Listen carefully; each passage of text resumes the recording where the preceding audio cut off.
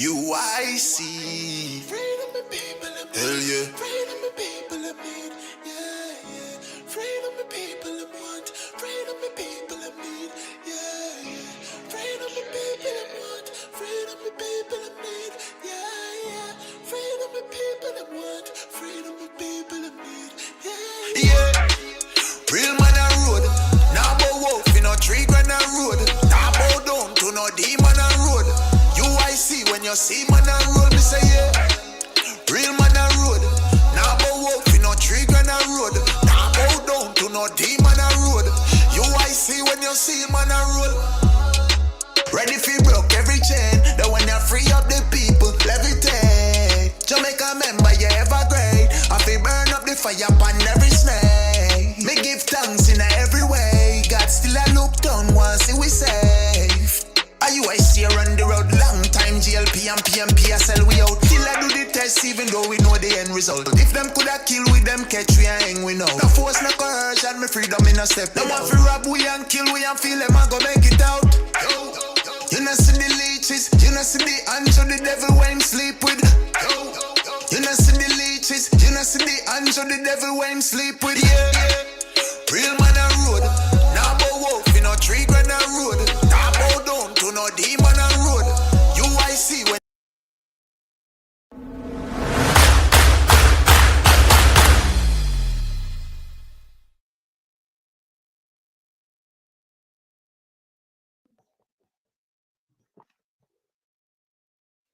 Good evening, everyone, and welcome back to another edition of UIC Liberty TV. I am Naika Williams, the UIC Treasurer. Now, tonight, it's a very interesting topic that will be discussed, but first, let's get into it. Let me just say good evening to all the persons in the comment section. We have a cool guy. We have JMH, who is always here early. We have Bruce Davis. Good evening to you. There should be some more persons coming on, but a good, pleasant evening to all the early birds here tonight. Good evening, Cordell. Good night to you. Now, tonight, what will be happening is we'll be playing a video, or an interview rather, that Mr. Patterson did with Unstoppable TV a few months ago. Where he is discussing the plans and so forth that the UIC have for Jamaica, or plans that they want to implement. They become, well, when I should say when they become government. All right. Good evening, Miss Eileen Besley. Good evening, everyone. Before we get into this, I must please be sure to have your key at the end of the video. We want to hear your thoughts on everything that was said, whether you agree, whether you disagree.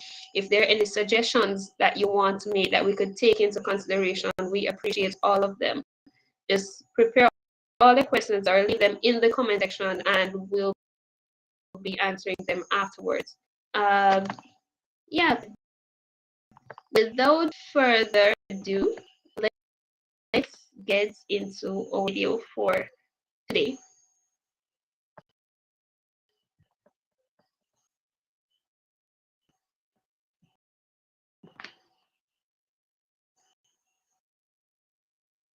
Right now, and here he is, Mr. Patterson. How are you doing again, sir? Good afternoon, everyone, and thank you for having me on this show. You were cracking up a bit, so I'm not sure what you said, but I think you asked me to introduce myself. Am I correct? Sure, go right ahead. Just let everyone know who Joseph L. Patterson is. Sure. I love answering questions, to be more specific, but in general, I'm an ordinary Jamaican like everybody else. I was born in Jamaica, 1971, in Kingston, downtown Kingston to be exact, in a pretty rough area, what we'd call an inner city community, to a single mother of three. Four of us live in a one-room, house. Went through all the process of poverty, managed to, pull myself up from the bootstraps, and even though I failed common entrance 2 times and technical entrance, I still managed to make it to stats via Spanish Town Secondary, became head boy of both institutions, and president for student council and key club and debating society and quiz team and all of that. And then was able to secure a full scholarship to go to UTech to study engineering, after which I worked as a teacher of engineering, science, mathematics, and physics at Kingston Technical. Having completed that, I got a job with the Jamaica Sugar Company as an engineer. And then I got married to my high school sweetheart, who I met in the 8th grade, and migrated to Canada, where I spent the next several years. And there became a CPA, a chartered professional accountant, built a couple of businesses, sold a few, and rose to director of finance in the government and in the private sector, CEO, CFO.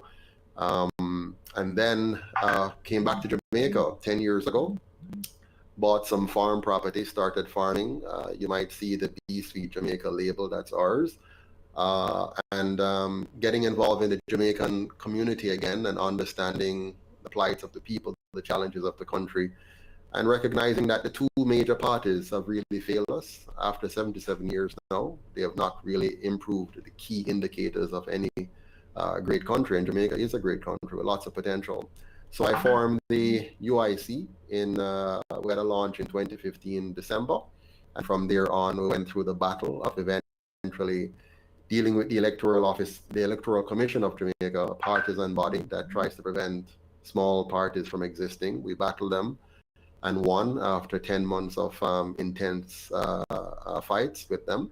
And so we became Jamaica's third officially registered party on December 7th, 2019.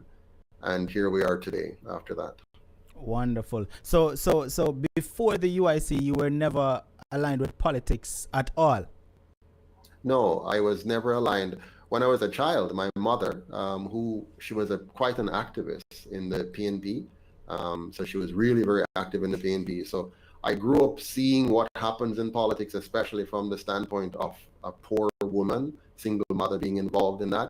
She carried me everywhere. So I went to the women's movement stuff. I went to the arenas. You might see an old picture of Michael Manley, and you'll see me in his arm in that picture. It became pretty famous at the time on brochures and stuff.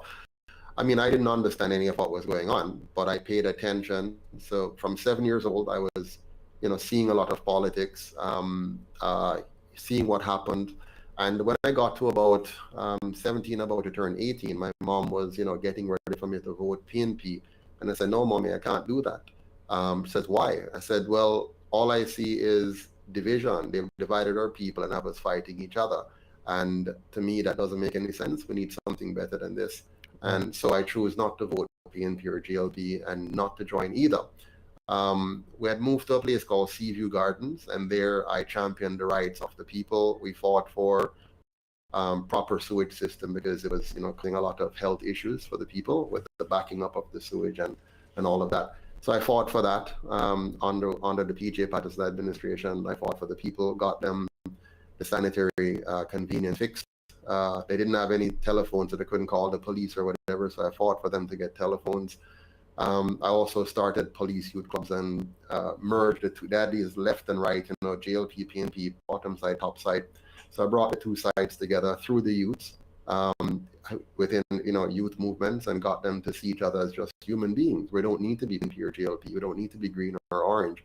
We just need to be Jamaicans, and we need to fight for the issues that affects all of us, whether it's education, healthcare, housing, water, sanitation, economic development, you name it. We're all Jamaicans, and we mustn't take our eyes off the ball and fight each other. We need to fight for good governance. Great.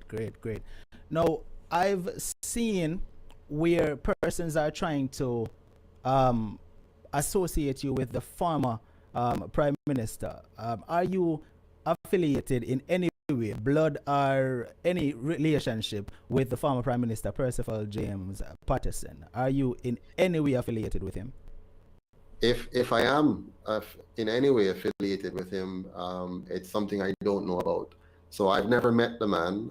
We've never had a conversation. I'm not aware of us being relatives, even though, when you have the same name for anybody, people make association. I've heard family members claim that we're related somewhere or the other, but I don't know, and I've never had any relations with him to be able to determine that. And I've not had any confirmation that we're related, but I wouldn't be surprised. We share the same slave master, right? So, maybe, the same people who raped my foreparents raped his foreparents, and here we are together. So the bottom line is we're all brothers and sisters, and we need to stop this thing where we seek to tear down each other because we, whatever. If PJ Patterson and I are related, so what? What's more important is what we stand for. Right. He stands for a system that's very different from what I stand for. I stand for a system that will unite Jamaicans and bring out the best in all of us. He stood for a system that divided Jamaicans and gave politicians an opportunity to rip us off. Right. All right. Now, the questions that I will be putting forward to you today, Mr. Patterson, is coming from the people. I have a few of my own, but the majority of the questions that I'll be asking you will be coming from the people. And you want to actually speak to the people and give the people the answers that they deserve and need, right? Absolutely, yes. Now, one of the very first questions that I'm going to ask you, and I'm quite sure all the viewers here listening today is inching to hear you answer this question. We've seen politicians over the years go, come, parties being rotated left, right, on and off, and each politician come in, gives a promise, and they say, when I am elected, this is what I will do. When I am elected, I will change this. When I am elected, I will fix this. What can you say to the Jamaican people right now listening that will make them say, sounds like I will definitely go the UIC way this election, What can you say that will change a person's mind to vote UIC? Because you know that you not just making a dead promise, but your promise will actually carry through once you get in. Well, I mean, all anyone has to do is to look at the UIC's manifesto, and you'll see that we're very, very different from any political party that has ever existed. First of all, we're a movement. We only became a political party because the system that we have requires that. Let's remember that we're under a system of colonialism. Colonialism has never left Jamaica. The powers that be gave us the constitution we have. In fact, they forced on us the constitution that we had. And the leader had back then did not have the foresight or the vision to this day to rip up that constitution and give Jamaicans a constitution that's written by Jamaicans, for the betterment of all Jamaicans. That is what the UIC is promising. We're going to give Jamaica, for the first time ever in the history of the Jamaican people, and for a very long time, if ever, in the history of the Africans around the world, to have a system of governance that fully and truly protects their individual liberty, protecting their rights to life, liberty, and property against even the government, right? So we want to give Jamaicans a constitution that is built on the foundation of good governance that will ensure that it doesn't matter who they elect in the future, their individual rights will always be protected.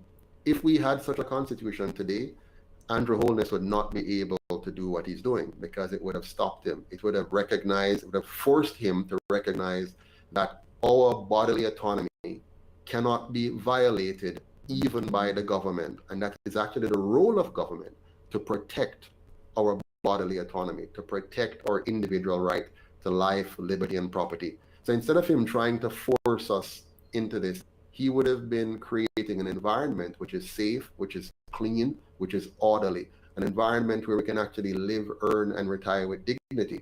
Instead, crime is going up tremendously. The economy has failed. He promised us that we were going to get 5% growth or in 4 years. Instead, we got nothing. He promised us that we'd be able to sleep with our doors and windows open. Instead, we want to shut them tighter and put on more grills. He promised us that he was going to fix the education system. Instead, we continue to have 70% or more of our students failing. He promised us a better healthcare system. Instead, you can see, not even with a few increases in debt, the healthcare system cannot stand. The very early stages of a problem, we crumble because we just are not prepared. And this is because for 77 years, the JLP and the PNP have wasted the time and resources of the Jamaican people. And instead of building a sound country, they built a corrupt culture. Very interesting.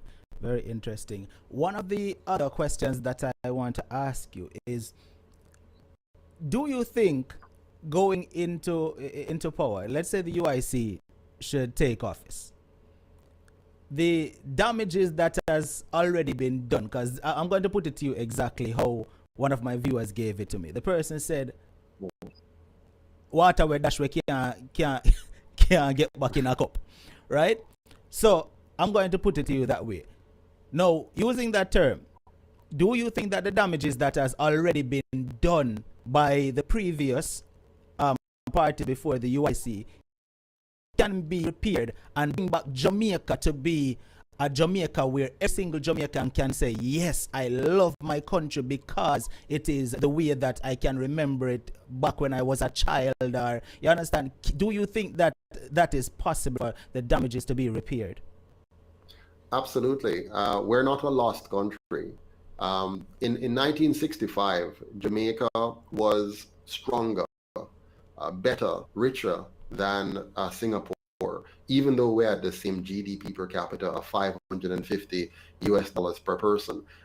Jamaica had a bauxite industry that was strong, a banana industry, coffee industry, sugar industry, a much more orderly environment compared to Singapore, a more homogeneous society compared to Singapore. Singapore had racial wars, religious wars. They live on a rock the size of St. Thomas, very relatively small country, but more people on a transient country. They don't have anything like the resources that we had. And because they focus on some key things, number one, they eliminated corruption. Lee Kuan Yew, their leader, focused on eliminating political corruption. That is a key plank in the UIC's philosophy, a key plank in our program and platform, is to eliminate political corruption at the top, first of all. Secondly, they focused on creating a safe environment, meaning people could live without burglar bars and operate their businesses without focusing so much on security as a big cost, but rather on the business itself. They also made a clean environment, a green environment, which was healthy and conducive for effective living and for happy living. And they made sure that public order was one.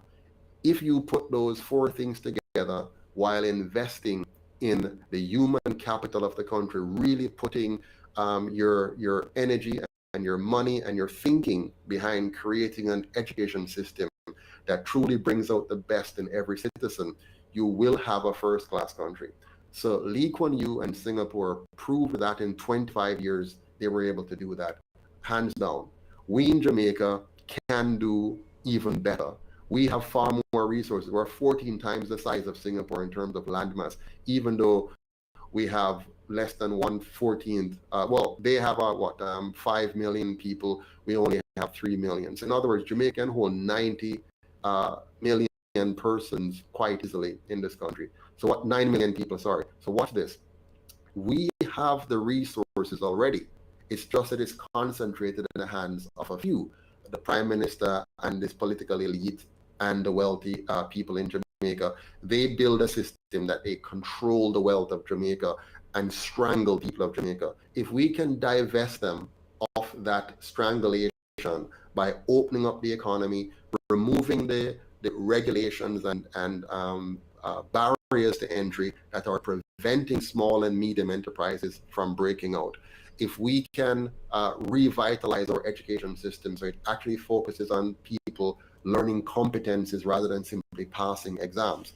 If we can turn around our agricultural sector by freeing the sector up. For example, look what they've done with ganja. They claim they freed ganja, but what they did was to put regulations in that only the rich can own the industry and the poor can only work in the industry. So the UIC is going to undo that by allowing the poor to be able to own the industry. As long as they're willing to work hard to achieve, they'll be able to do so. But not any artificial barriers to entry to prevent the small man from entering into any industry.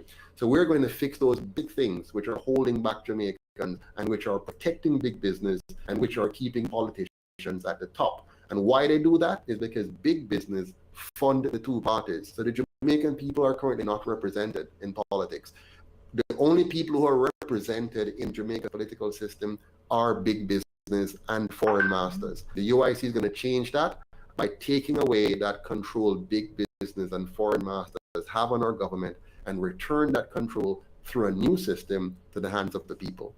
Very good, very good. And I'm liking where this conversation is going so far.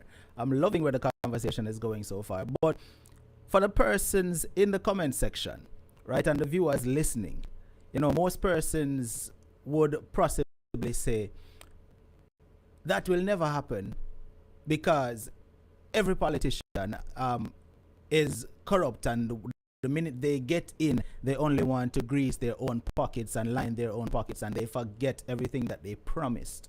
What would you say to that person who says that every politician is corrupt and only wants to grab what they can grab once they're in office? They're actually correct. Any politician that is elected under the current system of Jamaica and who are a member of the two colonial parties, that's what's going to happen to them. You see, the system is already set. The parties are a part of that system. It's their culture. So even if somebody means well and joins the PNP or joins the GLP, and then the party wins power, naturally they're going to be a part of a corrupt gang, right? Those two parties are gangs. They're not just organizations. It's a cartel. It's a gang. And when you join it, you either participate in what it's about, or you're going to get kicked out. Okay. Which is why I never joined any one of them, and which is why I created the UIC. The UIC is going to be a unifying force.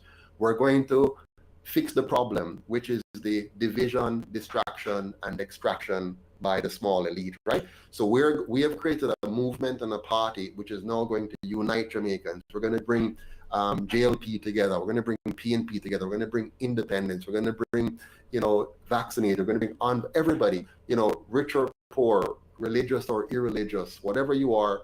The UIC is about uniting Jamaica and liberating Jamaicans. Now, so you say, but I'm a politician. So how am I going to exempt myself?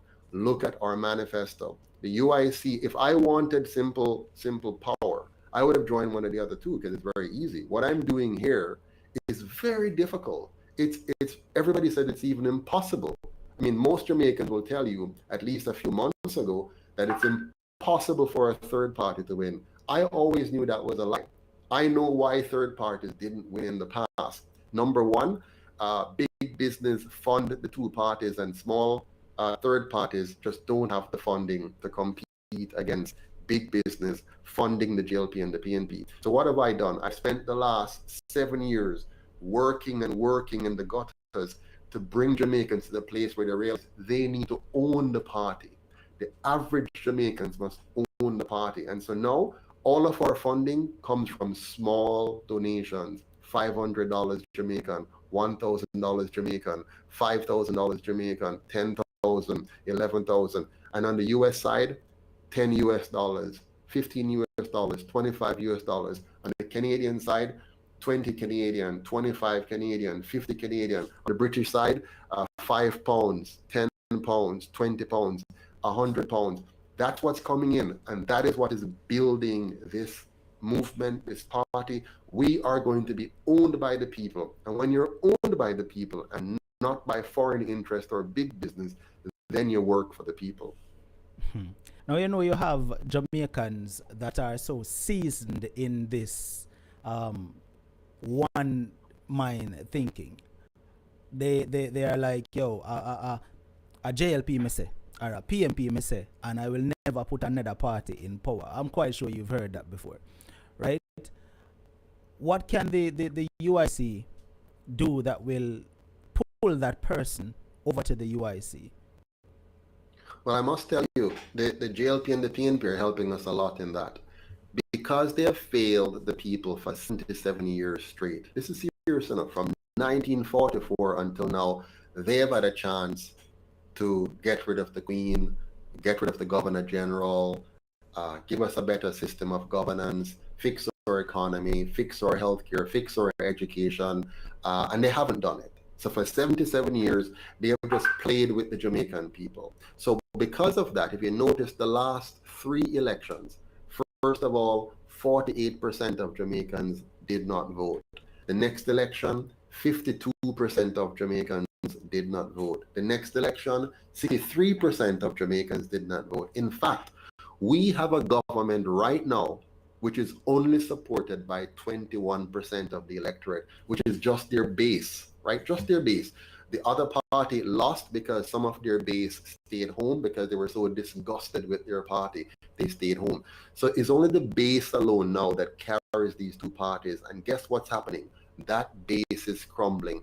The moment they realize the lie, the moment they realize the trick, the moment they realize that these two parties are simply relics of colonialism, that are continuing the principles of colonialism that oppresses and depresses and extracts the wealth of the nation and make a few rich and big up the foreign masters. The moment the people realize that, and Andrew Holness have seen that in now for the people, they realize, but this government now work for it. This government not care about it. All they care about is money. So whoever gives them the most money and say, do this to Jamaicans, they will do it to Jamaicans. They will literally lock up Jamaicans, lock down Jamaicans, kill Jamaicans, destroy Jamaicans' businesses, destroy the education of our children, cause teen pregnancies and child pregnancies to go through the roof. They will oppress you, suppress you, lock you down for days just to advance the cause of their foreign master as long as it comes with $1 attached to it. So they don't care. So the people of Jamaica now realize that their government is their enemy. The government is the enemy of the people, and with that, even the base is going to crumble. Even the base is going to join the UIC. So now the 63% that didn't vote for any of them is now paying attention and saying, the UIC is very different. And the small amount that voted for the two of them, that minority that voted for the two of them, is also now saying, I get it now. And they too are having second thoughts. So by the next election, whenever it is called, even if it's called early next year, which we hope it will, even if it's called early next year, you're going to see a mass exodus. Both those who were already not voting, registering now to vote, getting their voter IDs and saying, we're ready now. And those who used to support the two, you're going to see a breaking away of their base, coming towards the UIC, not because the UIC is the Messiah, but because the UIC is honest, has integrity, and has a system. We're not promising people free things. We're not promising people pie in the sky. We're promising them a real new Jamaica with a new design, a new constitution that respects their rights, a new constitution that gets rid of their foreign masters and white queen and despicable governor general, a new constitution that gives them a president to be elected by them instead of a prime minister selected for them.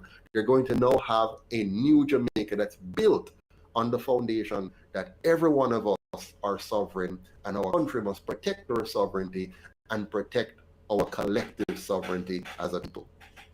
All right, we've heard the speeches. We've heard where you talk about getting rid of the governor general and coming from under the queen and all of these things, right? By the way, tell us about that again before I get to the question. Sure. I mean, first and foremost, you can't have an independent and free country with a foreign as head of state. That's just nonsensical. And to think that the two older parties, the two colonial parties, continue that is clear indication that they don't care about us. When you have a foreigner and a white woman from a foreign country as head of state, it diminishes your view of yourself. We're incapable. So we're going to get rid of that queen. And of course, we're going to get rid of the governor general. And by the way, there should never be a monarchy over anyone. So I see sometimes my friends in the African world who believe in Afrocentricity and so on, like myself, they get excited about the fact that in the past, Africans used to have kings and queens. We don't need kings and queens. We need to tell ourselves and teach ourselves that we're all equal. That's why I don't want to be called no honorable and most honorable. Those are despicable titles that separates us and tell us that some human beings are better than others. So we want to get rid of all of that. What we want is a Jamaica where we now elect well, first of all, a republic. So the UIC is going to create a non-partisan constitutional republic. What does that mean? Our system will no longer be partisan. The purpose of partisan governance is to divide the people, distract the people, so that a few can extract the wealth of the people. So we're going to get rid of partisan. We're going to have a constitutional republic. What that means is we're going to have the rule of law instead of the whims of men. The way we have it now, anybody who's elected just come and do whatever they want and play with the people. Instead, what we want is a constitution that clearly defines the role of government, the limitations of government, and clearly empowers the citizen, the individual. So we're going to shift the balance now. Instead of having the queen as sovereign, we're going to have the people as sovereign. And the government will, for the first time, truly exist to serve the people and remain a servant of the people and never again a master of the people. There must be no more opportunities for a dictatorship to arise in Jamaica like we're seeing now. So we're going to stamp that out. So we're going to elect a president, elect 3 vice presidents, 1 for each county. We're going to elect 14 senators. Right now, the 21 senators are appointed. They're puppets. They're appointed by the leaders of political parties to do their bidding. We're going to get rid of that. So our 14 senators will now be elected by the people in each parish, the 14 of them, so they can really focus on the needs of their parish. Similarly, we're going to make sure that the MPs are no longer selected by parties or controlled by parties or funded by big business. We're going to have a 100% publicly funded system that will ensure that every candidate stands on their own and can be independent and represent the people that selected them in their communities. So a very new system that we have spent the time to develop over the last 10 years, actually, because I've been working at this for some time, and we're now at the place where we're ready to unleash this and launch this for the Jamaican people. We're now going to become a leader in the world on what good governance should look like. Now, I know you probably don't want to reveal your strategies, but to the person who would say, all this is big talk, but it's not going to be easy to do. You know, you may get in power, you may become the new government, but what makes you think it's going to be easy to remove the Queen or remove the Governor General and actually do all the things that you say you're going to do? What makes you think it's going to be easy? How would you respond to that person? Well, it's going to be easy. Nothing worth having is ever easy. If you want to get your first degree, you have to work like crazy. If you want to get your master's, you have to work. If you want to build a business, and I've built businesses, you have to really work at it. So I've been at this for 10 years. Many people have given up already. Kind of work that has to go into build up a successful political party in Jamaica. I mean, I can't think of anything worse in terms of the it's like you trying to train. Let's say you're an animal trainer, right? And you're training, let's say a bear to perform in a circus, and you know that bear can bite off your hand any minute. So the very people you're working with can stab you in the back, stab you in the chest. They can destroy you. They can. So it's a lot of work. So it's not going to be easy. But guess what? I am committed to the task, and those who are in the UIC are committed to the task. We're working on it. And guess what? As of today, we have our membership has more than quadrupled, and people are coming in. So we're going to find more qualified and competent Jamaicans to help us carry this through. And everybody is a part of the movement, from the guy who is in the ghetto, who is in the squatter community, who is in the garrison community, to the person living on the top of the hill in the big house. Every police and soldier, every nurse and teacher, every employee, every small business owner. The UIC is drawing on the entire human capital of Jamaica, and we together, we always say stronger together, we together are going to create a real new Jamaica. We're going to bring together JLP and PNP. Everybody that wants that real new Jamaica will join the UIC and help us to create it. A lot of Jamaicans still believe that spending the pound is what Jamaica needs, as opposed to doing away with the Queen. right? Because some Jamaicans feel like since we've gotten this so-called independence, and if you notice how I said it, so-called independence, right? Some Jamaicans look at it like Jamaica got worse as opposed to getting better. Would you say that actually doing away with the Queen, the Jamaican dollar will get stronger than it is? Because right now the Jamaican dollar is pretty poor, right? Would you say that if you get in office and you do away with the Queen, you do away with the Governor General, you make those kind of changes, how will that affect the current state of the Jamaican dollar right now?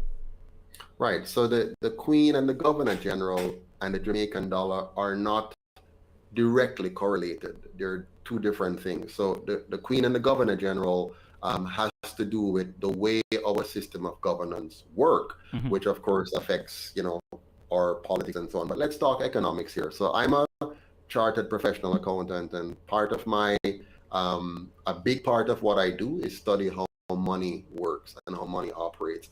I've spent a lot of years working with over 120 different countries on social development and economic development. So I understand a bit about it. I've been to a lot of countries and worked on how that evolves. Now, if you want to understand why Jamaica's currency is so low in value and continues to depreciate, it's very, very simple. Simple. I explain it simply, but there are some complexities. But here's the simple explanation, which captures 80-90% of the problem. So if a country imports more than it exports, then the value of its dollar will reflect that. Right. So the higher your imports and the lower your export, the lower the value of your dollar. Now, what drives export? Export is driven by productivity. How productive are your citizens, and how competitive are your industries to be able to produce things that other people want? So, for example, tourism is one of our industry. The better our tourism product, the more tourism dollars you're going to get in. So your import, because tourism is an export product, your import, or the income rather from tourism, would affect your dollar. Now, because of our politics, most of our tourism product are owned by foreigners. So even though we get money coming in from tourism, because most of our tourism product is owned by foreigners, they then send that money out of Jamaica because Jamaica is not their domiciled country. The UIC, for example, would change that by making tourism, community tourism, a real thing for Jamaica, which will then bring the tourist dollars outside of the inclusive environment to the rest of Jamaica. How do you do that? You make sure that all of Jamaica is safe. You make sure that all of Jamaica is clean. Simple. Pick up the garbage, for example. Have a public works department that regularly picks up garbage. Have staff and employees who regularly clean the streets and maintain the grass and maintain the flowers, so we have a beautiful tourist-looking Jamaica, not just in one small piece of Jamaica, but across the country. Invest in permaculture so that our forestry becomes an attraction by itself. So, shift the tourism product away from a few foreigners who control the product to the Jamaican people now being able to engage in the product at the community level and bring the tourists out into the rest of Jamaica. Now, when you do that, you're also helping the Jamaican, because now the Jamaican who lives here will drive on proper roads with manicured, horticulture around the country, and enjoying the beauty of a well-managed country and lifting their spirits, which will make them more productive and more proud of where they are, and keep our professionals here. They won't want to leave because the economy is better, the environment is better for raising their children and living. So why leave and go to America and be treated like a second-class citizen, for example, when you could stay right here in the land of your birth and enjoy the pristine beauty of a well-maintained country. So the UIC is going to invest in safety, cleanliness, orderliness, anti-corruption, and create a Jamaica that is beautiful from east to west, north to south, and just allow the Jamaican people to be as productive as they want to be, but they're being prevented from being by bad governance. All right, I have a few other questions that the the people want answered. But before I get to those questions, I've seen already where persons are attacking your character, right? I've seen on social media where stories have emerged about you being this type of person and that type of person. Tell us a little bit about that. Sure. I mean, are you speaking of any particular attack? Do you want to mention one or two that you have seen? Well, I saw one where they said that I think you're some escape convict, a joke, a drug dealer from Canada or something like that. You know, I'm an open book. If you go on our website, you'll see my full story. So I have never been to prison. I've never had any issues with the police. And I'm a businessman. I am a chartered accountant. I'm a social entrepreneur. You know, I invest in something called Yes Jamaica, which is a foundation that helps young people to become entrepreneurs. So we mentor them and finance them. I'm the chairman for one of the largest, social impact investment firm in the world, located in the Netherlands. There's no way for me to sit on such a board if I'm involved in anything like that. You know, I couldn't hold my CPA license if I'm a former felon or anything like that, right? So that's all foolishness, but we expect that. I'm not surprised. This is the way politics is played by the people who have destroyed our country. So Jamaicans will see past that. Anybody who is sensible and sane can take a quick look and realize that I am nothing like that. And they can also check my record. It's very public, so there's nothing hidden. I am probably one of the cleanest person you can find on the planet when it comes on to politics, because I'm not a politician. You know, I'm only involved in politics because I want to change Jamaica. So straight up, let's give it to them in a one-word answer. You've never been convicted of any crime. You're not a drug dealer. You've never been in prison in Canada. Never. No. All right. In prison nowhere. Never convicted or imprisoned anywhere in the world. All right. So to the persons who may have been circulating a photo saying that he has been convicted of XYZ crime, you heard it from himself that he has never been to prison, right? But, you know, as you said, it's expected because persons are going to try and damage your character and try to shine a negative light on you. But it's expected because the minute you're doing good, and that says that you're a threat. That's what that says. You know, they see you as a threat, so immediately they want to just say, you know what, let's cast him out. Let's start to let people look at him in the negative. And that is what it is. I ask you this straight up now, Mr. Patterson. Do you think that those shots are being taken by your competition? Well, I mean, whatever a person does has to be motivated by something, right? What are you motivated by? So if a person takes the time to create a fake news item and to circulate that, it means they're highly invested, right? What are they invested in? Now, if the person is not invested in destroying me politically to advance another cause, then what are they interested in, right? So I think that answers for itself. All right, let's get back to the viewers' questions now, the people's questions. One of the questions that they want to know is, you know, we've been living under some all-time legislation. Some of the laws in place has been there from you and I before we're born, right? So the viewers want to know, will you... All right, good. All right, so the viewers want to know, will you be making any amendments to the legislation if and when the UIC gets in power? Is that something possible for you to do?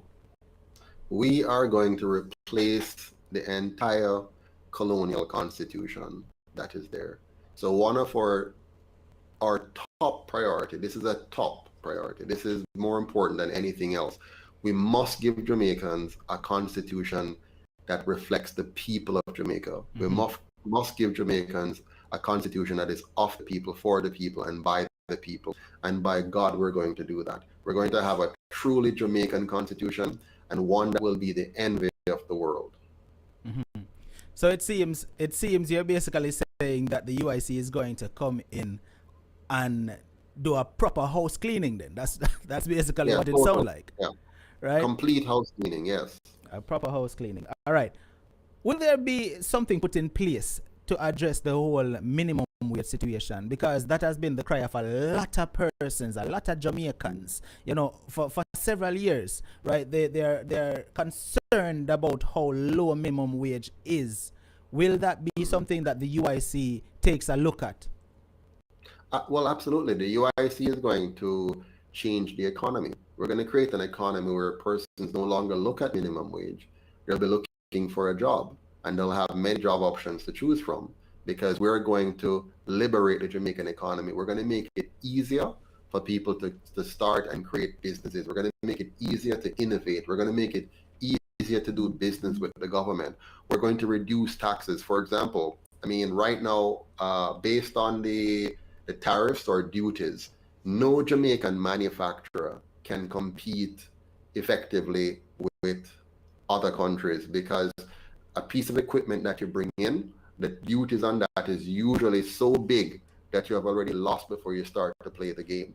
So we're going to eliminate all duties except a standard 10% GCT on all goods coming in. So instead of you being offside by 30, 40, 50%, you're going to just have a 10% edge to deal with.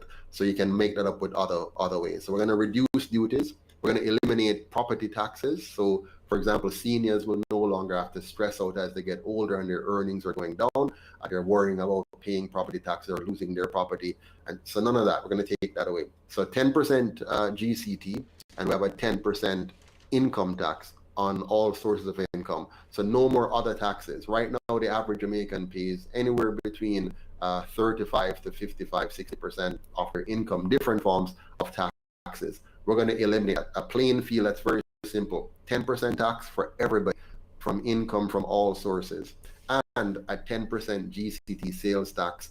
The purpose of that 10% GCT sales tax is to create a program that ensure every child receives the nutrition, education, and healthcare they need to succeed, and every Jamaican family becomes a property owner. We're going to eliminate the ghettos. We're going to eliminate the garrison communities. We're going to eliminate the squatting and give us some high quality, high-rise buildings that will allow Jamaicans to live a new high quality of life. Why I'm saying mostly high-rise buildings, we want to preserve much of our arable lands to be used for organic agriculture. We want to make Jamaica the organic capital of the world. So we're going to invest heavily in organic agriculture, shift our farmers away from using these chemicals and GMO seeds that are only causing cancer rates to go up, and instead return to the Jamaican way of farming that we had before, but of course using new technology to make us even more efficient in doing organic farming.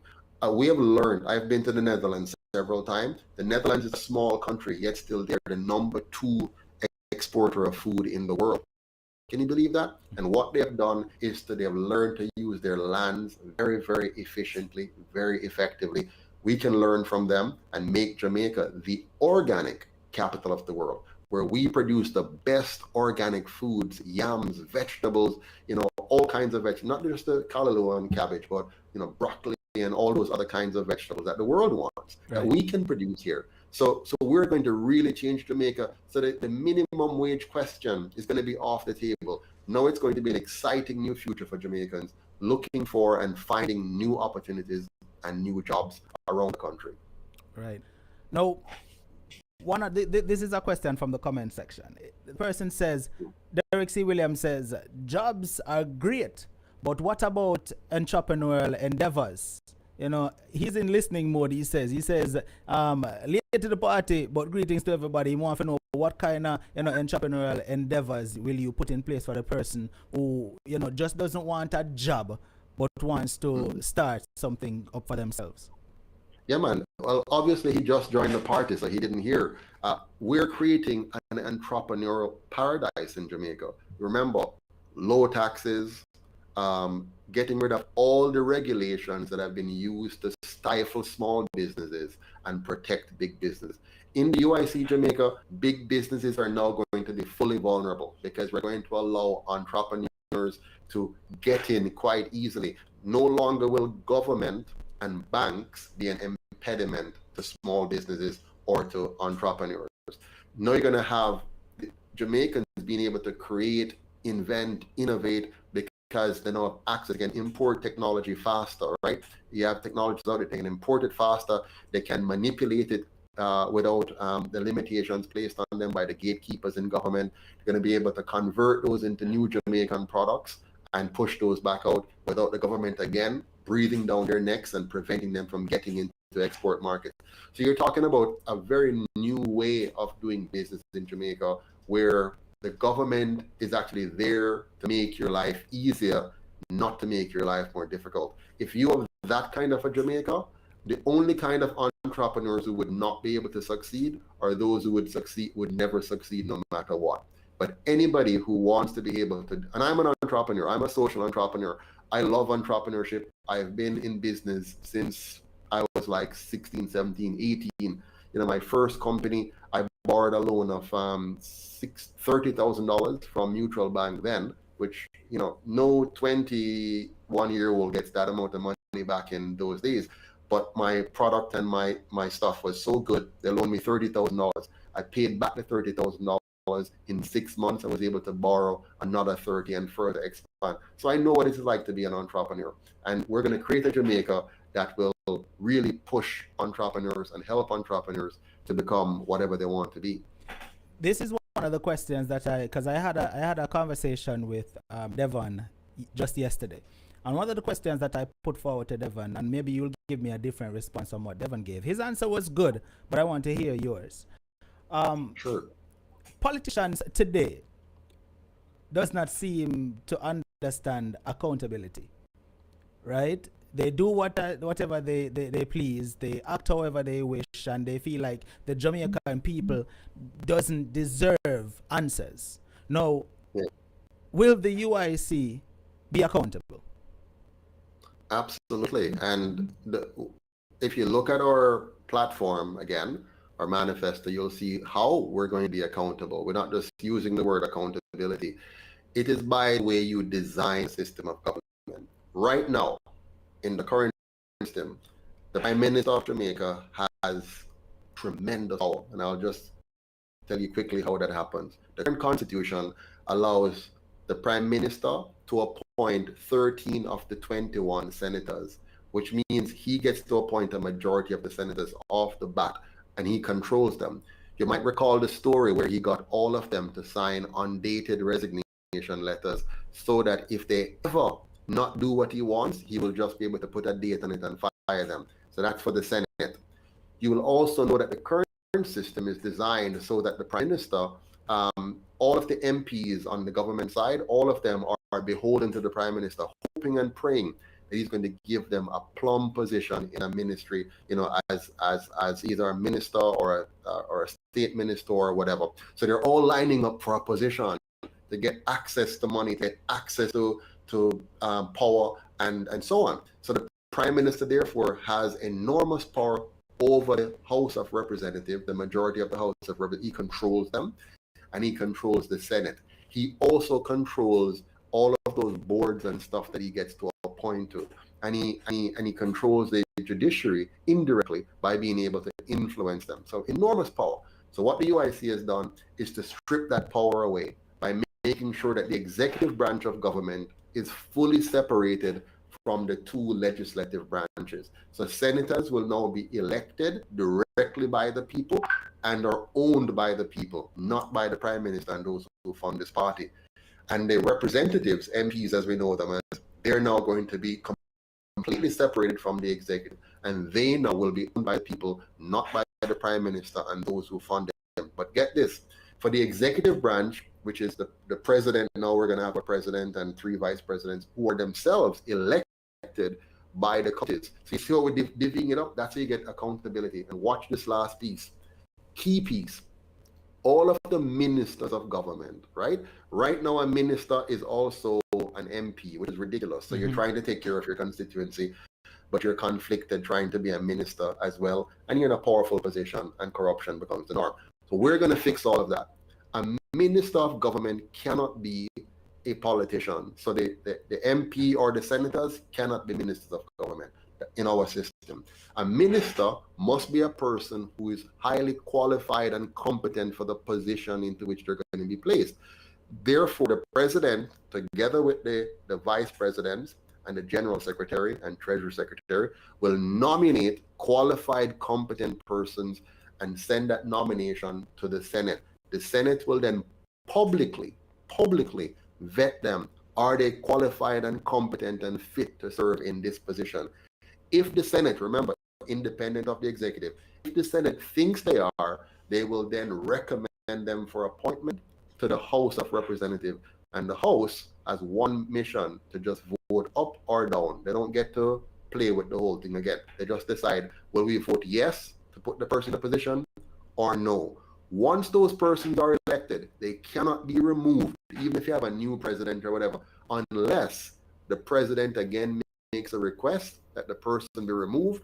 The request goes to the Senate. The Senate then debates and discuss and investigate, should we remove this person who the president wants us to remove, and why? And they will assess. So the person will be given a fair trial, so to speak, as opposed to a unilateral dictatorial position of the president. And then if the Senate says yes, they should be removed, they make a recommendation to the House vote up or down, up or down, to say we keep them or we let them go. And that's the change. That's going to bring enormous accountability. It's going to bring the kind of checks and balances that prevents the kind of corruptions we've seen over the years, and now lock in the tax dollars on delivering on the interest of the Jamaican people. Now I'm seeing persons in the comment section saying, where will the money come from that will do all these things that you're talking about? Now, if you're probably just getting here, he already addressed that. He said that this party is a party of the people. So the people, it takes me, you, Mr. Patterson, everybody that's aligned with the UIC to fund the UIC. Every mickle make a muckle, right? So that is where the money is going to be coming from. Now, obviously, we know that the leading parties have persons who support it financially, right? Big businesses who Yes. support it financially, but the UIC wants to incorporate the people to be a part of this movement, right? So they don't want to leave you out of what is happening, which is why he's saying, they're going to take accountability for everything. They're going to make sure that they are transparent. Am I right, Mr. Patterson? They're transparent. Objective, transparent, inclusive. Exactly. So you are going to know everything as it happens. They are not going to be like, oh, we are the government, you're our minions, so sit down and just take what we do, right? That is what I am understanding. No, Mr. Take, for example, the budget. Right now, if you go look at the government budget, it's several pages long and it's convoluted. The UIC will have a very simple and easy to understand budget that everybody can go through and find and drill down, so they can see a number. Let's say the number says tax revenue. You click on that number and it says tax revenue by source. You click on one of the source and it tells you what happens every month for that particular line item. Expense, for example, right now, most Jamaicans don't know that we spend over $250 million on the governor general every year. A pointless, useless, unnecessary position, we spend $250 million a year. Most Jamaicans don't know that we lose $750 million US a year to corruption every single year. Right? Can you hear me? Yes, I can hear you clearly. Yeah.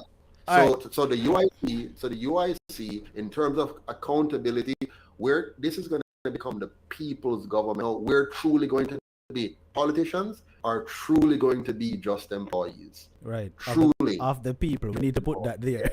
Of the people. Of the Of people. course. Because right now, people do not understand that, politicians work for us. Right? Right Should. now, Work for us. right. Should. Some persons are of the notion that the politicians are there and we should just take whatever they dish out to us. But that is not the way it should be. No. This is another question that I want to put to you, and this is a serious question that every single person here going through right now wants to hear you answer. And the question is, if I'm in a community right now, I heard you said earlier that you're gonna do away with ghettos, right? Yeah. However, for the person right now on the stream that's watching, and after this stream they can't walk inside their bathroom to turn on and get running water to wash their hands, right? What are you going to do to fix the water issue in some communities? Because for years, there has been communities in Jamaica where just straight up not have no water. People have a full bucket and carry upon them head in order to bathe and get drinking water.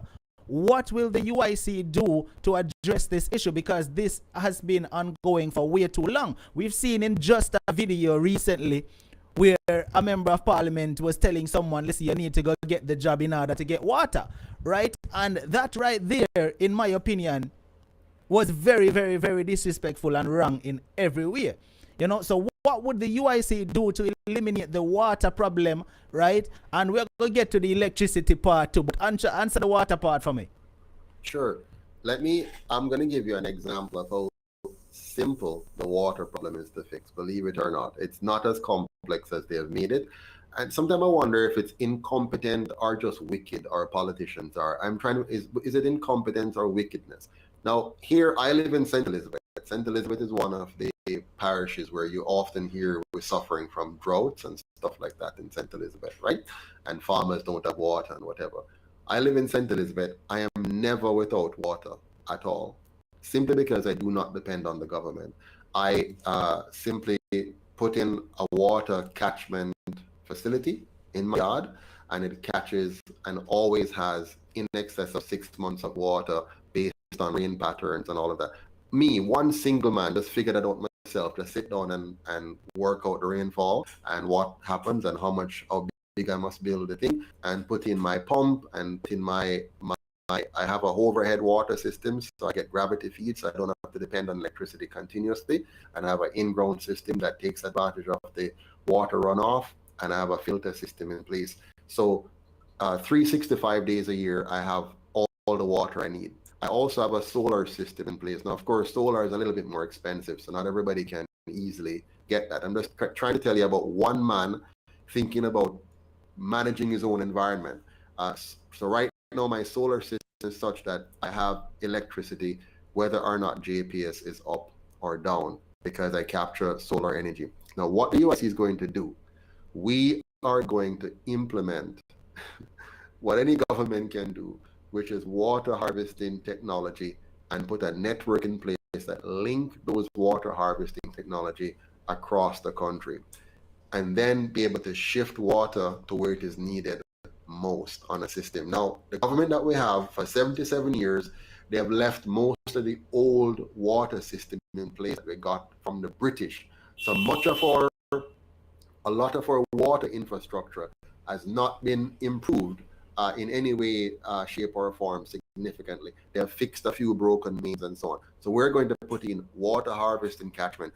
Jamaica has no water problem. We have enough rainfall and enough rivers to have all the water that all 3 million of us need. In fact, we have enough water to supply 9 million people in this island without any problem, if the government would become interested in providing water for the people of Jamaica.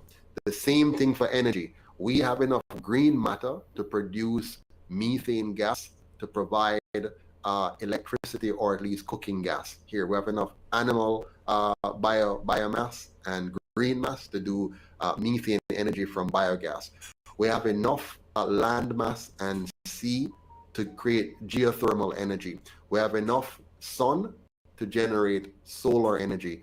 We have enough wind-prone areas to harvest wind energy, and we have enough waterways to do hydro energy. All it takes is a bit of engineering. Now, I'm an engineer by training here in Jamaica, so I understand how we can link all of these together to ensure we have enough energy. Now, energy is crucial because the cost of energy affects your ability to be an exporter. If your energy cost is high, and it's very high here in Jamaica because of the way we procure energy, it's very high. So it means our cost of production is also going to be high, which means our competitiveness is going to be low. So if we now move to alternative or natural sources, local natural sources of energy, we can at least provide 80% of our energy needs without depending on fossil fuel. This will allow us to bring down the cost of energy, increase our productivity and competitiveness globally. And finally, if we manage our energy and our water properly, with the fact that we have a lot of good land and a lot of very nutritious soil still left, which are untapped so far. If we now shift into organic food production again and gradually repair the soil that has been damaged, we will then become food secure. Just imagine a Jamaica that's water secure, food secure, and energy secure. We will be the envy of the world, and the UIC is going to make that happen. For years, Jamaica has been in debt, serious debt, or so they say, right? Now, you mentioned earlier that you're going to be doing away with majority of the taxes that Jamaicans have right now, and you know, Jamaicans are fed up with the taxes, right? But you mentioned that you're going to be doing away with majority of the taxes and bring it down to 10%, I think you mentioned, right? Yes. Now, if you do that, because I'm of the understanding that we're paying these high taxes and all these taxes to alleviate the debt, right? Now, if that is what it is, and you decide that you're going to do away with the taxes, then what happens to the debt that the country is in? Very good question. Now, as I tell you before, I'm an accountant and a CPA to be exact, so I understand money. I also understand economics very well, something which the current Prime Minister doesn't. That's why he promised 5% and didn't achieve it in the 4 years. Here's the deal when it comes on to taxes that a lot of people don't understand. It's not how high the tax rate is or how complex the tax system is that you get good inflow for the government to use. If you reduce the rate and reduce the complexity of the tax system, you will actually collect more taxes than you're currently collecting now. So I did the math. One of the reason why they have high rates and complex tax system is to mask the reality that corporations and the rich really don't pay any taxes. So if you're rich in Jamaica, or if you're a corporation in Jamaica, you really don't pay any taxes. All of that is passed on to the common man and woman in various forms. For example, one of the ways that many Jamaicans pay taxes is in bad roads. By not fixing the roads, the government saves the money and the people suffer the cost, which is a tax. Similarly, by not properly training and equipping our police and by not paying them well, so you get the best out of them and the best quality persons joining the police service, you end up with a poor quality environment from a safety standpoint, and then the people are paying that tax. Now, if you reshape government and stop having government all over the place doing a whole heap of things while still doing nothing. So, for example, we have several boards. That's how they milk the Jamaican people. They have tons of boards, and then they hire their political friends and lackeys on these boards and then suck money out of the Jamaican people to pay all of these people $50,000 a month and so on and so forth. So all of that big tax you see there it's creating the debt. and then you're borrowing to pay that. So it's a never-ending cycle. So the UIC is going to chop that out. We're going to shrink the size of government to what it should be. We're going to focus the government on the things it should do. We're going to do those things very well, and therefore reduce the taxes burden on people, reduce the regulatory burden so that they can produce. Now, here's what's going to happen. When the people have less government interference in their lives, stopping them from getting things done, they will do more. So your revenues are actually going to go up with your productivity. Your dollar, the value of your dollar is actually going to go up gradually. And as it is going up, it means your export is going up, which is going to have the spin-off effects of creating more local jobs, which will cause more of our brighter people to stay here and some to come back home, because now this is the opportunity. They who come home is going to add to the competency pool and build our productivity even higher. And other companies outside of Jamaica, seeing our lower corporate tax rates, will also come in, and our higher capacity rates will also attract them, which is going to make Jamaica in very short order no less than Singapore, and in my opinion, better. Now, on the topic of taxes, Does the Chinese, no, I already know the answer, but does the Chinese pay taxes? And if not, why? So the Chinese, and let's not single out the Chinese. Let's say foreign interest. So the way our government works right now, if any foreigner comes with enough money up front, which allows the government, or rather the politicians within the government, to get something out of it, for themselves. Whenever the government sees an opportunity to get quick cash. So let's say a company comes from another country and they say, listen, we can come in now and we can set up a farm, and we're going to bring in 1 billion US to do this farming complex. Just give us certain opportunities, give us certain freeness, give us a large parcel of land, give us a moratorium on taxes for 5-10 years and whatever, and we'll bring this money in. And of course, the politicians who are negotiating this will negotiate so that somehow some of that money divert away and get into their pocket. That's why you have the Trafalgar scandal of the PNP, for example, and you have the Petrojam scandals and so on. So there's always a little game that play to do this. And through this mechanism is how the foreign interest gets a foothold in Jamaica and escapes draconian measures of the government that is enforced on Jamaicans. So all the regulation that punishes Jamaicans, they exempt these companies from. Now we need to stop that. The UIC will stop that.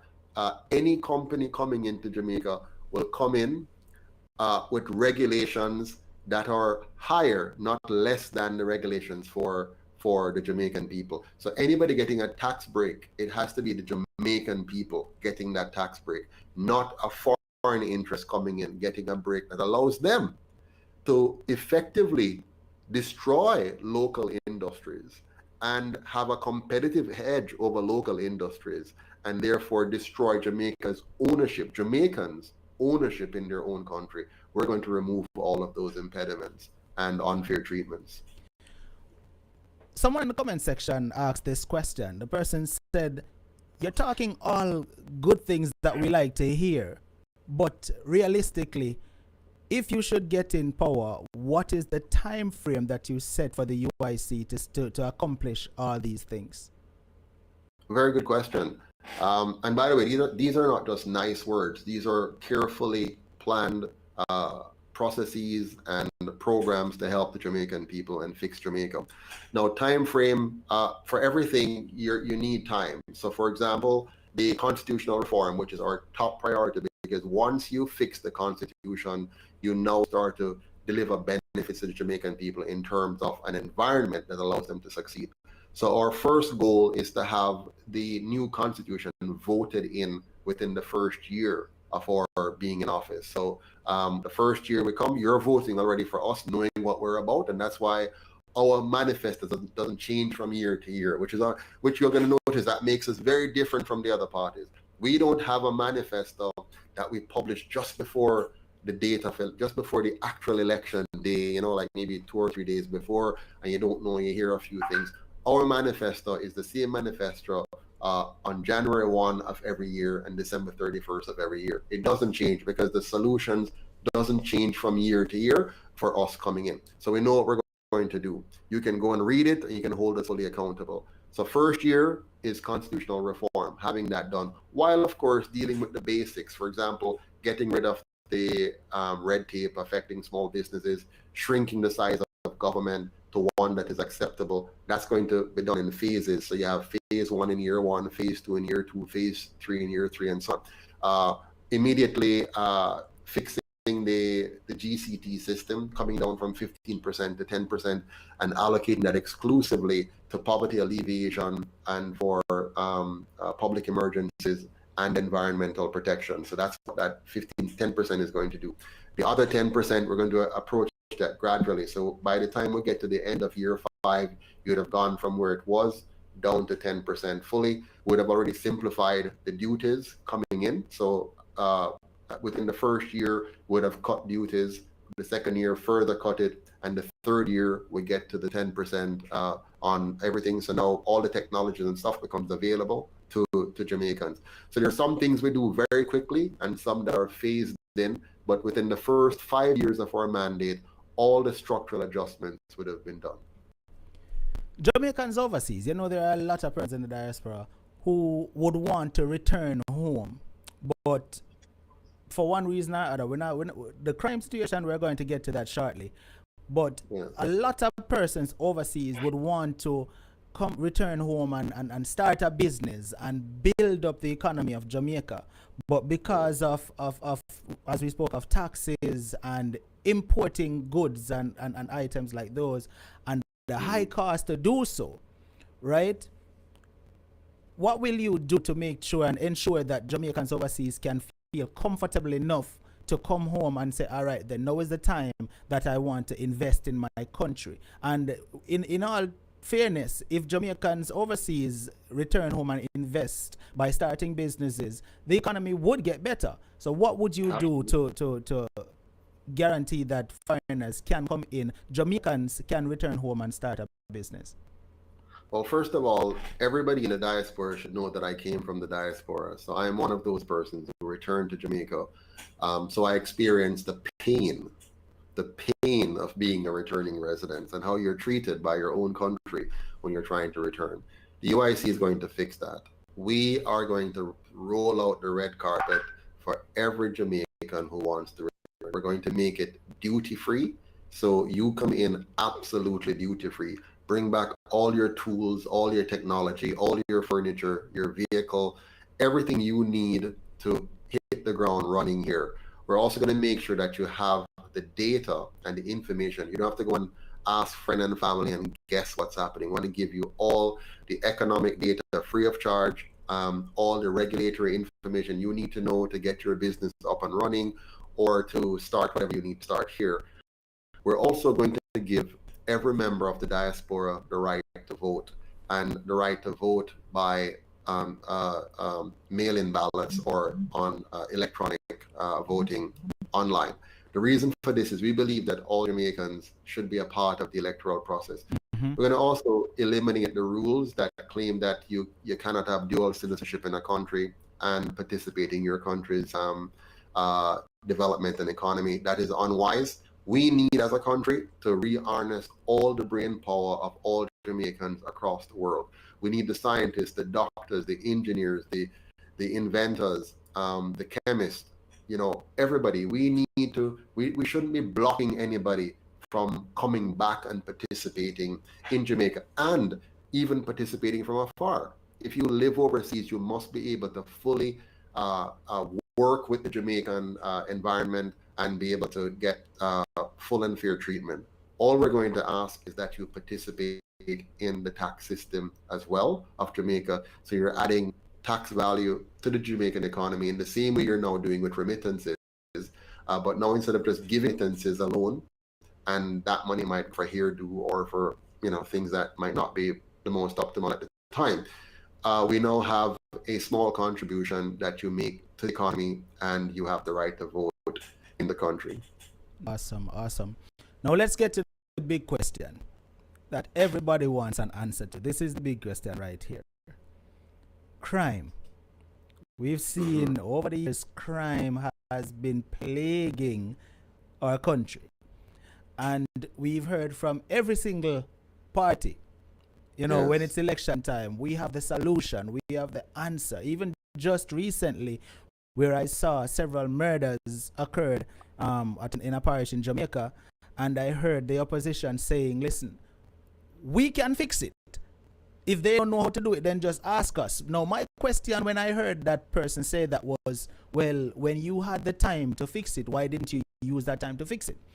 Now, my question to you now, Mr. Patterson, and I want a direct, straight out answer from you. When, and I'm not even saying if, because right now we're convincing everybody here to vote UIC. So I'm saying when the UIC gets in power, do you have a crime plan? Absolutely. We have a brilliant crime plan. Everything that I've told you so far is a part of our crime plan or anti-crime plan. You see, crime is not solved by simply running up and down and blocking roads and having police check everybody at checkpoints and calling curfews and zones of operation, special operations and states of emergencies. That is a very short-sighted, ignorant view of a problem that has been created by these two parties. You might recall that when Jamaica became independent in 1962, we had an average of about 66 murders a year. 66 murders a year, right? In 1962, 66 murders per year. Let that sink in. And over time, the murder rate continues to climb. Now, in 1962, most Jamaicans were very poor because the colonial masters were in power, and Jamaica, the country was rich. The country was very, very rich. But the colonial master slave economy was still operational, which kept the majority out of the economy from a wealth creation, wealth ownership standpoint, and only give a few people, the white skin and the high colored class and certain families and so on, had access. So what happened between 1962 and today that created this crime monster? Well, what happened was the full impact of the divisive political system, which divided us into tribes to fight each other for scarce benefits and spoils, while having a political system that concentrate power in the hands of a few, funded by the very rich, to manipulate the system and the economy to extract the wealth of the people by first dividing them and then distracting them. So the UIC has addressed all of those. We have eliminated the division.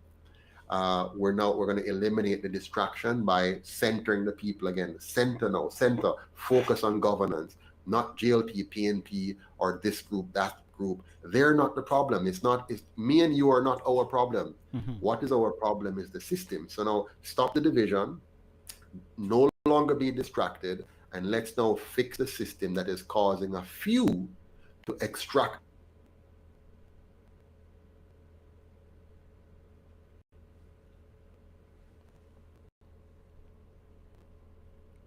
All right, we seem to have lost Mr. Patterson there. Wonderful. Wonderful. Yes. You can hear me, right? I can hear you loud and clear. Sorry about that. My internet went out. Okay, no problem. All right. Were you hearing the things I was saying just now? I heard a piece of it, yes. Right, because one of the things I was saying, I don't know if you caught that part when I was saying that, you've made a lot of promises, right? You've made a lot of promises, and Jamaican people like the things you're saying. But when you get in power, the UIC gets in power, and we do not see these promises becoming actions, right? The Jamaican people going to get disgruntled and angry and say, listen, you promised us this, so obvious out. You understand? And but here's the thing. Here's the thing, right? It's really very simple. You either do what you have always been doing and get the same result that you have always been getting. So you already know the outcome of voting PNP or JLP. It's empty promises and poor performance that leaves us oftentimes worse than we were before. If you just take the dollar alone, the dollar is a perfect indicator of the performance of these two parties. The longer they stay in power, the lower the value of our dollar, and the harder it is for people to live. When I graduated from UTech in the early 1990s, I had 4 job offers. And today, when a person leaves the same institution, they're lucky if they have half a job offer. So that tells you something. So the UIC now, here's your option. You can either continue to vote JLP and PNP and get what you have always gotten, or you can try the UIC and see if it is any different. Right. I heard you say, somebody asked the question, what have we done for Jamaica so far? And your answer was perfect. But let me ask the question. How much more would you want a group of people to do for Jamaica than go through the pains and struggle that we have gone through to give you an option? to give you as long as you don't have an option, you're stuck with the other two, even if you decide not to vote anymore. So a person may say, listen, me done with politics, me not vote anymore. That doesn't change anything. When you stop voting, it doesn't change anything. Now, don't get me wrong.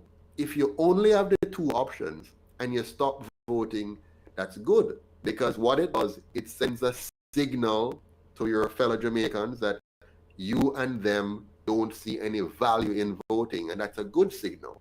Now, when you have three parties, two of which you're very familiar with, and there's a third one now, and if you still don't vote, then what you have just done is to give yourselves no opportunity but to be locked into the two that has already failed you for 77 years straight.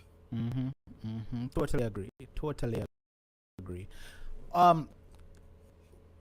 The structure of our country, Jamaica, is dependent on teachers. We're dependent on the healthcare providers, because those are very important contributors to our society in Jamaica. And they have been crying for years. Teachers has been crying. I'm quite sure if there's any teachers on the stream right now, they would agree that teachers has been crying for years about pay. Yes. The healthcare system in Jamaica as well is very poor. What will the UIC do to alleviate the pains of teachers and nurses in Jamaica? There are a group of all workers are important. All Jamaicans are important. Whether you are a teacher or a handcart pusher, you are just as important as the other. But what our governments over the last 77 years have done is to depreciate the value of teachers, depreciate the value of nurses, depreciate the value of police officers, depreciate the value of soldiers and firefighters and others who work within the healthcare and education and security sectors, even the way they treat security guards. Now, the reason they do this is because they don't value the Jamaican people. It's okay for the Jamaican people, if they're poor, to go to hospitals that are poorly equipped with, lack of staff, overcrowding, dirty, ill-equipped to serve, Jamaicans. The same thing for our teachers. They don't really care about the quality of education that's been received. So teachers don't have proper teaching aids. When I was going to school, I remember my teachers used to try to sell on the side, sell something to see if they can make up them pay. And that's why we also had what they call extra lessons. Many times, teachers, unfortunately, God forgive them, teachers would push to make sure they have extra lessons. So what they could have probably taught fully in the classroom, it's kind of delayed a bit, and they have extra lesson. The extra lesson is the extra pay to make up. That's all because of poor government policy. I like the Singaporean model. What Singapore does, it ensures that its teachers, for example, just to pick one, teachers, it ensures that its teachers are highly trained and highly skilled. So you cannot get a teaching job unless you are really very competent. And then they set the pay rate for teachers on par with engineers and doctors and so on. Why? Because they understood that unless you build the human capital of your country, you're not going anywhere. It's something that our politicians over the last 77 years have not figured out. They keep thinking they can create prosperity without productivity. That's why Andrew promised a fake prosperity, one that is going to be driven by manipulations and trickery and so on, as opposed to a grassroots economic process that actually lifts up the man at the bottom and gives them a chance to truly participate in the economy. So what we're going to do is all of what I told you about. You cannot do these things in isolation. So just to say, I'm going to pick out teachers and give teachers a big salary without fixing the things that are driving the economy would be a waste of time. So we're going to drive the economy and let the economy help us now to allow teachers to rise. Now, I don't believe in giving everybody the same amount of money for their work. I believe those that are performing well should be paid well, Right. and those who are poor performers should feel it in their pocketbook, and then be pushed out of the profession if they're not performing. So what we're going to do is have a kind of a system whereby teachers are earning their base salaries, but are also benefiting from how well their students do. So the better the outcome of the students you teach, the higher your income. And those who have a consistent level of high performance, therefore, will be among those who are highest paid. And those who are below will now have an incentive to step up their game. And if they do that, we, the people of Jamaica, benefit from the spin-off effect of better quality students, better quality citizens, and therefore a better quality country. Nadine Linton asked, she put it in a different way. She said the way the question should have been put to you is, will persons be held accountable for not delivering on the promises? That's the way Nadine said it should have been put to you. Okay. Will persons be held accountable? Well, the UIC is not built on promises that are not attached to accountability. So all of our promises are accountability driven. You can see whether or not we change the constitution.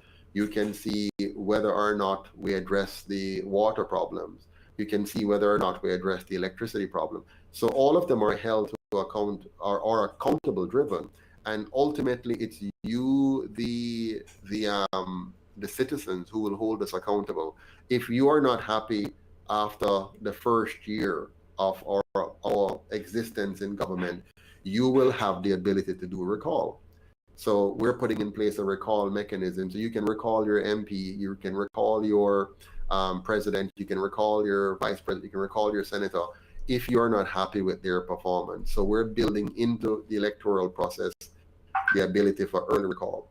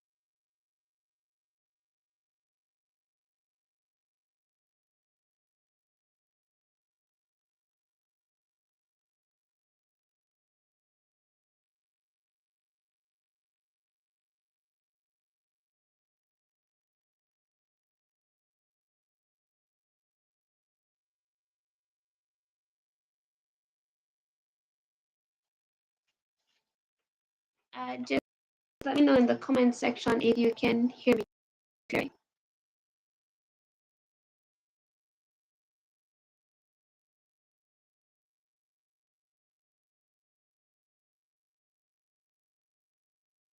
No sound? Backstage, is anyone hearing? Oh, I'm breaking up. What's this? What's happening? All right, can you hear me now? still breaking up?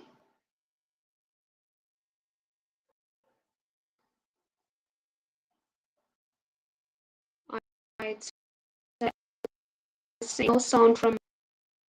Oh, wow, that's weird. Oh, you can hear it now. Alright, so the video, I'm not sure what happened there, but the audio should be coming back soon.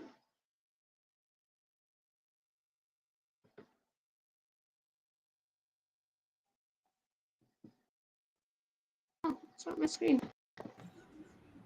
Okay. Can I jump in, Naika? Oh, sure, because I screen froze. But Yeah, you're having some. There are some challenges going on with the audio, but it's now 1.5 hour, a little bit over that. So we're going to take some questions now, and we can probably do another part to that video another time. I think the audience might be ready for some questions. There are a number of questions that have been popping up in the comment section. So hi, hello everybody. Good night. Good to see you on. It's been the most painful exercise sitting down here watching myself. I don't normally watch my videos after they're done, so so it was kind of interesting just listening there. But thank you, Naika, for the good work you're doing. Let's see if we can take some questions now from the audience. So I don't know if, absolutely. Here's the first question.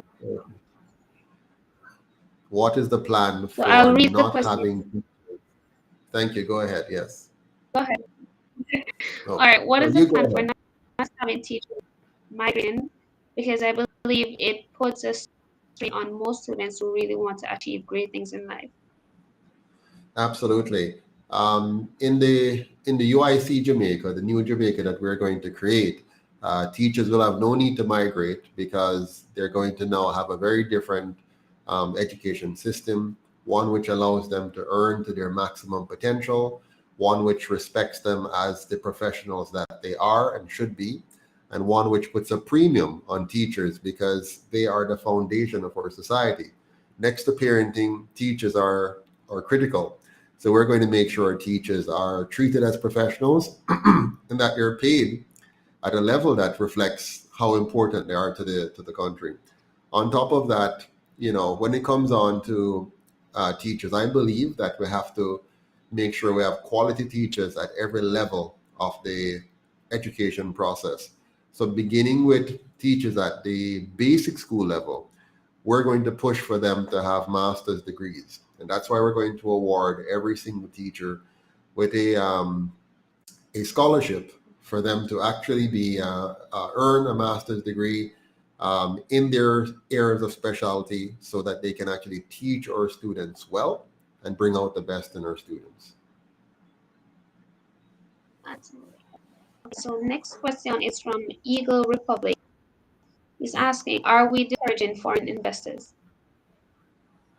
Not at all. We're not discouraging foreign investors. So let me correct any misconception there. What I said in the video, and I'll say it again, is that we're not going to give any foreign investors better treatment than our own people. So nobody should come here and get a tax break that gives them a competitive advantage over our citizens. So our citizens must get the tax break. As a matter of fact, a UIC government will be doing everything possible to give all the investment opportunities first to Jamaicans in the diaspora so that they can be the ones that are getting the advantage to return to Jamaica, to invest in Jamaica. And of course, other foreign investors come second. For us, it's simple. Jamaica first, Jamaicans first. Okay. All right. There was a two-part question about crime. It's asking, what will you do about crime and what do you think? Okay, I didn't see the question and you were breaking up, so I couldn't hear you either. You want to repeat that for us? Asking, what do you think about the crime and what is the cause of it? But it's a very, very extensive question. Crime is caused by bad people, right? People who decide that they should get things by the way of using force or fraud. They don't believe in being honest. They don't believe in working hard for what they want. That's a basic answer. On top of that, bad governance plays a key role. For example, bad governance results in people getting poor education, living in poor conditions, seeing corruption and realizing that some people are getting away with murder.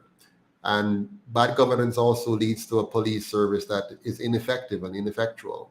It leads to a justice system that doesn't provide justice and therefore makes people feel as if they can't resort to the system of justice to solve their problems.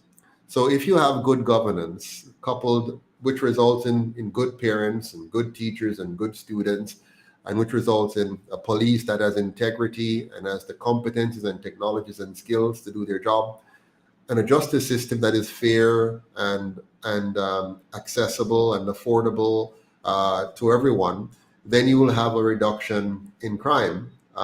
You'll always have crime because some people are always going to try to use force and fraud to get their way.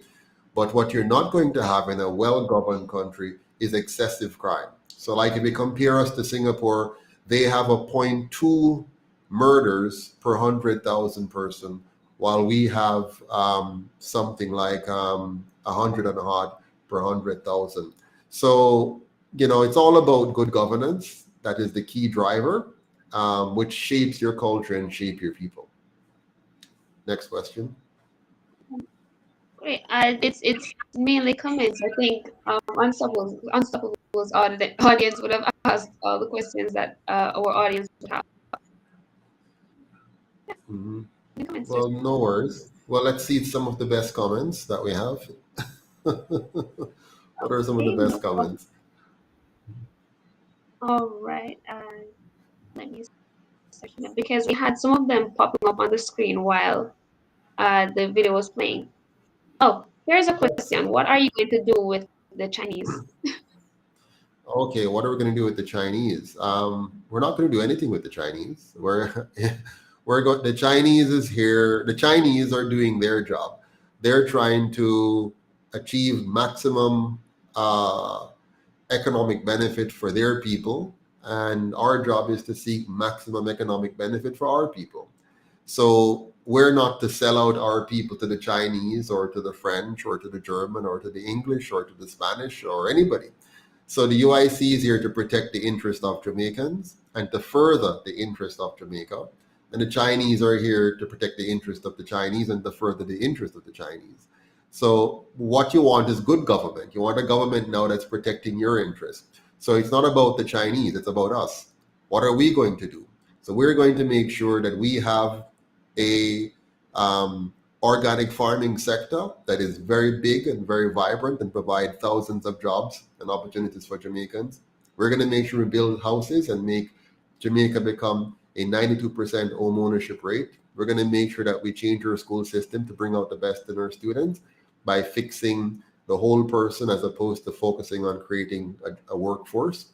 And so we're going to do the things that makes Jamaica a well-governed, well-managed country that can compete with any other country in the world in terms of the basic metrics of GDP, security, and all those kind of things. Okay. All right. So for now, we're taking the best comments that I've seen on Okay, the best comment. Yeah. So here's one saying, I say the elected prime minister should sit an exam just like lawyers and doctors, especially in economics and politics. They should have a degree in these subjects to run the country. I agree. Thank you, Sophia. We're going to do one better than that. In the UIC system of governance, we will no longer have politicians just popping up and running for office.